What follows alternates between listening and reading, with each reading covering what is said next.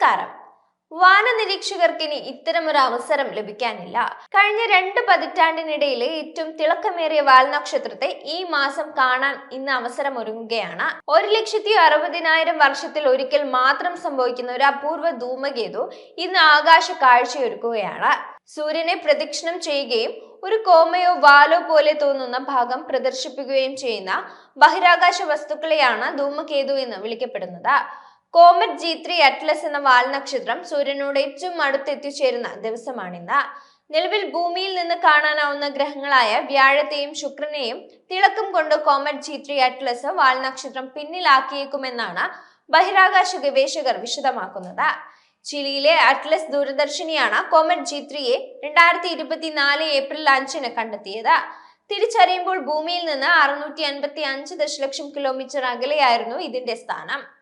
കണ്ടെത്താൻ ഏറെ പ്രായമുള്ള +19 മാഗ്നിറ്റ്യൂഡിലായിരുന്നു ഈ വാൽനക്ഷത്രത്തിന്റെ സ്ഥാനം.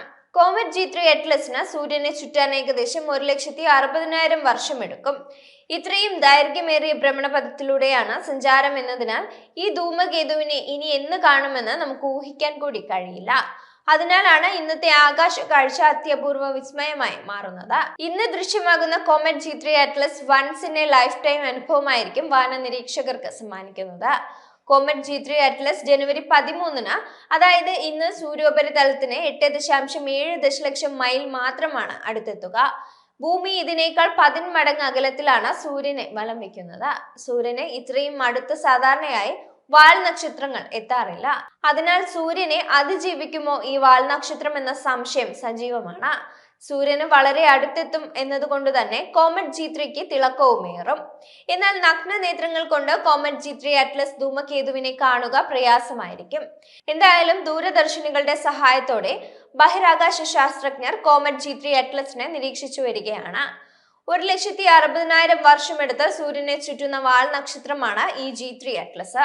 ഇത്രയും ദൈർഘ്യമേറിയ ഭ്രമണപഥത്തിലൂടെ സഞ്ചരിക്കുന്നതിനാൽ ഈ വാൽനക്ഷത്രത്തെ ഇനി എന്ന് കാണാൻ കഴിയുമെന്നതിന് യാതൊരു ഉറപ്പുമില്ല. ചുരുക്കി പറഞ്ഞാൽ ഒരാളുടെ ജീവിതത്തിലെ തന്നെ ഒരിക്കൽ മാത്രം കാണാൻ കഴിയുന്ന അപൂർവ കാഴ്ചയായിരിക്കും ഇത്.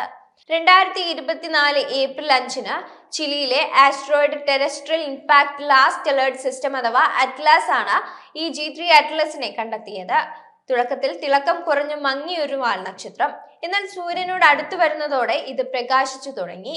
2025 ജനുവരി 2-ന് വാൽനക്ഷത്രത്തിൽ ഒരു പൊട്ടിത്തെറിയും ഉണ്ടായതായും അത് വാൽനക്ഷത്രത്തിന്റെ തിളക്കം 4 മടങ്ങ് വർദ്ധിച്ചതായും ഗവേഷകർ പറയുന്നുണ്ട്. എന്നാൽ ഈ മാറ്റം വാൽനക്ഷത്രത്തിന്റെ അവസാനത്തിലേക്കുള്ള സൂചനയാണോ എന്നും സംശയിക്കുന്നുണ്ട്. വലിയ വാൽനക്ഷത്രങ്ങൾ സൂര്യനോട് അടുക്കുമ്പോൾ ഇത് സാധാരണമാണെന്നും സൂര്യൻ ഇത്രയും അടുത്ത് സാധാരണയായി വാൽനക്ഷത്രങ്ങൾ എത്താറില്ലെന്നും അതിനാൽ G3 അറ്റ്ലസ് സൂര്യനെ അതിജീവിക്കുമോ എന്ന് പറയാനാകില്ലെന്നുമാണ് ശാസ്ത്രജ്ഞർ വ്യക്തമാക്കുന്നത്.